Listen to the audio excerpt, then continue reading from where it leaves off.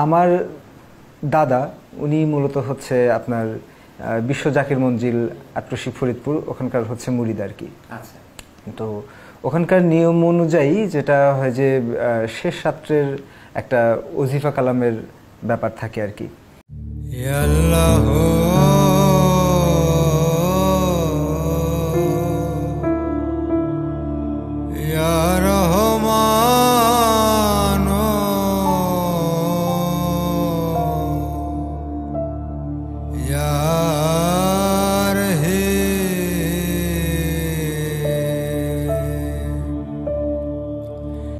আল্লাহু ইয়া রহমানু ইয়া রহিম। আসসালামু আলাইকুম দর্শক শ্রোতা, দেশ এবং প্রবাসে যে যেখান থেকে দেখছেন সবাইকে আন্তরিক শুভেচ্ছা জানিয়ে শুরু করছি।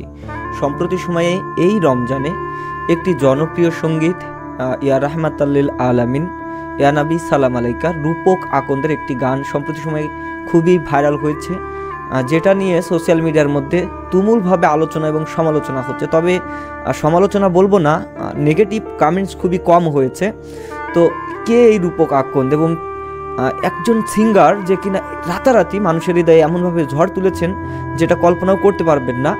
ফেসবুকের মধ্যে যদি আপনি স্ক্রলিং করেন তাহলে দেখতে পারবেন যে কত পরিমাণে যারা নবী প্রেমিক, রাসুল প্রেমিক, যারা আল্লাহকে ভালোবাসেন, যারা সুফিবাদী, মানে সব মিলিয়ে যারা রাসুল করিম সাল্লাল্লাহু আলাইহি সাল্লামের প্রতি এশক এবং মহাব্বতে যারা নিজের জীবনকে উৎসর্গ করেছেন সেই সমস্ত মানুষ। তো রূপক আকন্দ কীভাবে আসলে এত সুন্দরভাবে এই গানটি উপহার দিয়েছেন, যেটা বাংলাদেশের সর্ববৃহৎ একটি দরবার অলি প্রেমিক বিশ্ব জাকির মঞ্জিল আটরশি পাক দরবার শরীফ, সেখানের এই যখন রহমতের সময় তখন 3টার দিকে আল্লাহ রাব্বুল আলামিনকে উঠে তারা ডাকে, আল্লাহু ইয়া রহমান ইয়া রহিম।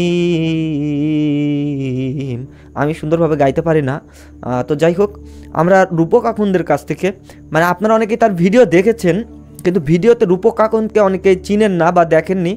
সময় টিভির তানভীর ভাই তার একটা ইন্টারভিউ নিয়েছেন যে এত ঝড় তোলা সিঙ্গারকে কেউ এখনও দেখেননি।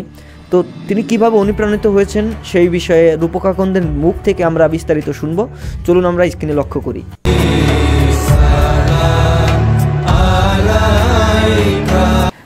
আমার দাদা উনি মূলত হচ্ছে আপনার বিশ্ব জাকির মঞ্জিল আটরশি ফরিদপুর ওখানকার হচ্ছে মুরিদ আর কি।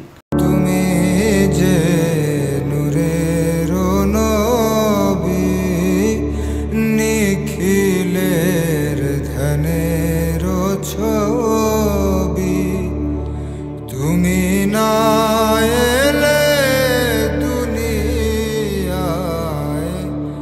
আধারে ডুবিত সবই।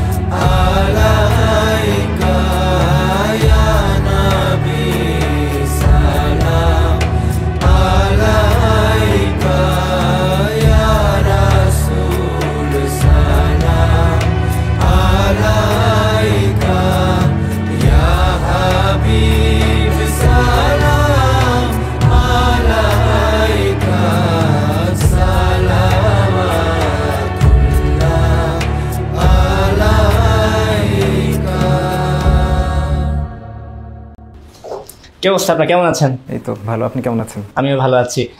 পথে ঘাটে বের তো হন অবশ্যই? খুব কম। তবু এখন যখন বের হন, আমার তো যদি ধারণা মাঝে মাঝে তো এই সাউন্ডটা আসে, নাকি পান কোথাও?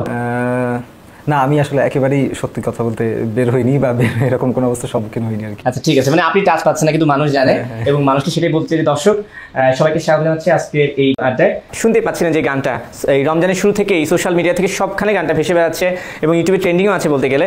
যে গানটা অনেকেই শুনেছেন কিন্তু কে গেয়েছেন একটু জানতে চেয়েছেন, দেখতে চেয়েছেন। আপনাদের সেই ডাকে সাড়া দিয়ে আমি চলে এসেছি রূপক আকন্দের বাসায়। আজকে তার সঙ্গে আড্ডা দেবো, কথা বলবো শুধু এই গানটা নয়, তার ফুল প্রফেশন ক্যারিয়ার নিয়ে অনেক আড্ডা হবে। সঙ্গে থাকুন, আশা করি ভালো লাগবে। শুরুতে আমি আপনার কাছে এই আমি জানি না এটাকে সুফি সং বলবো নাকি নাশিদ বলবো বা গজল বলবো, যেহেতু আপনি করেছেন আপনার কাছ থেকে আরো বেশি ডিটেলস পাওয়া যাবে। এটা আসলে কখন কিভাবে মনে হলো যে এই যে একটা হারিয়ে যাওয়ার একটা বিষয় ছিল, এটাকে নিয়ে কাজ করবো, এটাকে আমি রমজান মাসে ছাড়বো, জিনিসটা নিয়ে একটু জানতে চাই যে কিভাবে প্রজেক্টটা করলেন? এটা আমিও আসলে কোনো ক্যাটাগরির ভেতরে ফেলতে পারবো বলে মনে হয় না। কেউ কাশিদা বলছে, কেউ মিলাদ শরীফ বলছে বা সেটা বলছে। আমি আমার দিক থেকে একটা ভালোবাসার বহিঃপ্রকাশ এতটুকুই বলতে পারি আর কি। আসলে আমার দাদা উনি মূলত হচ্ছে আপনার বিশ্ব জাকির মঞ্জিল আটরশি ফরিদপুর, ওখানকার হচ্ছে মুরিদ আর কি। আচ্ছা। তো ওখানকার নিয়ম অনুযায়ী যেটা হয় যে শেষ রাত্রের একটা ওজিফা কালামের ব্যাপার থাকে আর কি। তো ছোটোবেলা থেকেই শুনতাম যে দাদা বা আমার ফুপু বা চাচা তারা হচ্ছে যে রাত 3টার সময় উঠে উজু করে থিতু হয়ে বসে হচ্ছে এই প্রথম অংশ এইটুকু গায়। এটা মানে এইখানে যে আপনারা প্রথম অংশ শুনছেন আর বড় আছে, হ্যাঁ বড়। তো এই প্রথম অংশটা মূলত হচ্ছে ওই শেষ রাত্রের ওজিফার সময়, মানে ইয়া আল্লাহ ইয়া রহমান ইয়া রহিম, এভাবেই আমি শুনেছি। তো খুব আস্তে করে ঠান্ডা করে এইভাবে গাওয়া হয় আর কি। তো এই সুর নিয়ে কথা বলতে বলতে পরে হচ্ছে ধীরাজ আমাকে খুব করে বললো যে এটা তো খুবই সুন্দর লাগছে, এটা হচ্ছে আমি করবো কিনা। তো আমি তো বেশ ইতস্তত তার ভিতরে ছিলাম আর কি, যে আসলেই করবো কিনা। প্রথমত কথা হচ্ছে যে আমি যেইভাবে এটাকে বানাতে চাই বা মানুষজনকে শোনাতে চাই সেটা সবাই হচ্ছে একটু ক্ষমা সুন্দর দৃষ্টিতে শুনবে কিনা। মানে অনেকের গানের ব্যাপারটা মানে মিউজিক্যাল ব্যাপারটাতে হচ্ছে একটা আপত্তি থাকতে পারে আর কি। সো সেইটার দিক থেকে হচ্ছে আমি বেশ বলা যায় দ্বিধাদ্বন্দ্বের ভেতরে ছিলাম যে সবাই আসলে কিভাবে বিষয়টাকে নেবে। তবে এখন আমি মানুষ যেভাবে, আচ্ছা এটাকে আমি ভাইরাল বলবো না, আমি অবশ্যই বলতে চাই যে মানুষ ভালোবাসছে আর কি, পজিটিভলি নিয়েছে। হ্যাঁ, তো যেভাবে বলছে আর কি আমার মনে হচ্ছে বেশ ভালোভাবেই তারা বিষয়টাকে দেখছে। এবং আপনি কি কমেন্ট বক্স চেক করেন আপনার ইউটিউব বা ফেসবুকে যে এই গানটার পেছনে যে যারা কমেন্টস করছে? আমি চেষ্টা করি দেখার, চেষ্টা করছি। সেখানে আমি একটা কথা বলবো যে আসলে এই মুহূর্তে সোশ্যাল মিডিয়ায় কাদাছড়ি বা বিতর্কের ব্যাপারটা অনেক বেশি থাকে, কিন্তু আপনার এই সুফি সংটা বা এই গানটার ইউটিউব এবং ফেসবুক ভার্সন কোথাও কোনো বাজে কমেন্টস নেই। You are lucky. হ্যাঁ, এবং কমেন্টস প্রসঙ্গে আমি একটা কথা বলতে চাই। আমি জানি না আপনি দেখেছেন কিনা, আমি কমেন্ট পড়ি সবসময়, আপনারগুলো পড়ি, সব কন্টেন্টের কমেন্টস পড়ি। সেখানে আমি দেখছিলাম যে একজন মহিলা খুব অসুস্থ, তার অসুস্থ এবং আপনার এই গানটা শুনেছে, মানে সে একদম বিছানায় শোয়া বলতে গেলে, এবং তিনি তার ছেলেটাকে কিছুক্ষণ পর পরই আবদার করছে যে একটু এই গানটা প্লে কর, একটু গানটা প্লে কর, এবং শুনে শুনে উনি বিছানায় শুয়ে শুয়ে এটা চিন্তা করছে এবং শুনছে এবং ওয়ান কাইন্ড অফ আল্লাহকে স্মরণ করছে। কিন্তু এটা আসলে আপনার জন্য আমি বলবো যে শিল্পী হিসেবে অনেক বড় প্রাপ্তি। আমি জানি না কমেন্টটা আপনি দেখেছেন কিনা। এই কমেন্টসটা আমি দেখেছি, মানে আপনি যখন আমাকে বলছিলেন তখন আমার গা বেশ শিউরে উঠছিল। মানে সঙ্গীত বা যে কোনো আর্ট ফর্মটা আসলে মানুষ করে শুধুমাত্র ভালোবাসার জায়গা থেকেই। সেখানে আসলে মানে যদি অর্থ বা যশ খ্যাতি যে কোনো কিছুর হিসেব করে আসলে মন থেকে ব্যাপারটা হয় না। তো সেইখানে আমি যদি প্রাপ্তির কথা বলি, সেখানে আমার মনে হয় যে এই ভালোবাসা প্রাপ্তির বাইরে আর কোনো কিছু হতে পারে না। এবং ধরুন এই কমেন্টস বলুন বা এই রকমের আরও অনেক কমেন্টস এসেছে, বা অনেক হিন্দু ধর্মাবলম্বী মানুষ, খ্রিস্টান ধর্মাবলম্বী মানুষ আমাকে মেসেজ করেছে, কল করেছে আমার কাছে। মানে আমি জানি না হচ্ছে একজন শিল্পীর চাওয়ার চেয়ে বড় হতে পারে কিনা। আমি মানে ভালোবাসা একদম সিক্ত বলা যেতে পারে। দর্শক শ্রোতা, রূপক আকন, তার বয়স খুবই কম, আমরা ভিডিওতে যতদূর দেখেছি। তো সর্বপ্রথম রমজানের কয়েকদিন আগে এই ভিডিওটা রূপক আকন্দের যে ইয়ানাবি সালাম আলাইকা, এই গানটি তার চ্যানেলের সবচেয়ে জনপ্রিয় গান বলতে পারেন। অনেকে বলতে পারেন এটা সামা সঙ্গীত, আবার অনেকে বলতে পারেন এটা কাসিদা।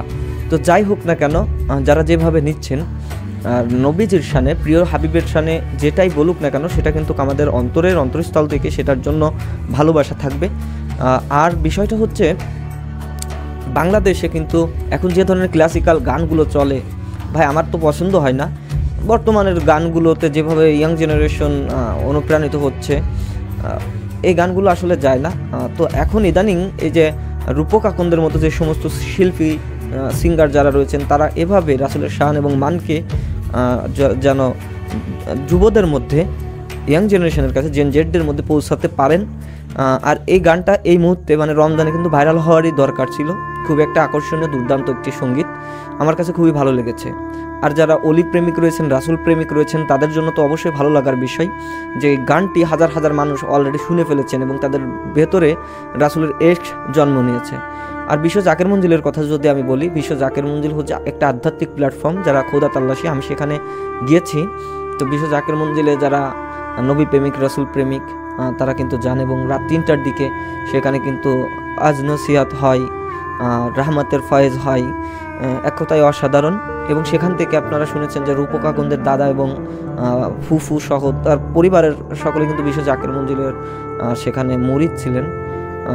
অসাধারণ বিষয়টা হচ্ছে যে সুফিদের ভিতর থেকে সুফি বের হয়, মানে সত্যি কথা বলতে তার পারিবারিক যে শিক্ষাটা এমন, যার কারণে তেনার ভিতর থেকে কিন্তু এত সুন্দর একটা সঙ্গীত বের হয়েছে। তার জন্য শুভকামনা রইল। তানভীর ভাই, সময় টেলিভিশনের, তার প্রতিও শুভকামনা রইল এবং এই গানটিকে যারা সমর্থন করেছেন তাদের জন্য শুভকামনা রইল।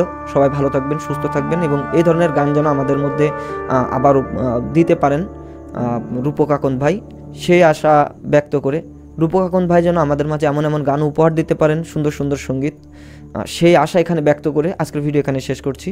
সবাই ভালো থাকবেন, সুস্থ থাকবেন, মন্দ হতে বিরত থাকবেন। আর প্রত্যেক হক্কানি ওলিয়া উলিয়াপন্থী দরবারসমূহ যে সমস্ত দরবারগুলো রয়েছে তাদের প্রতি পরিপূর্ণ ভক্তি এবং শ্রদ্ধা রেখে ভিডিও শেষ করছি। আসসালামু আলাইকুম।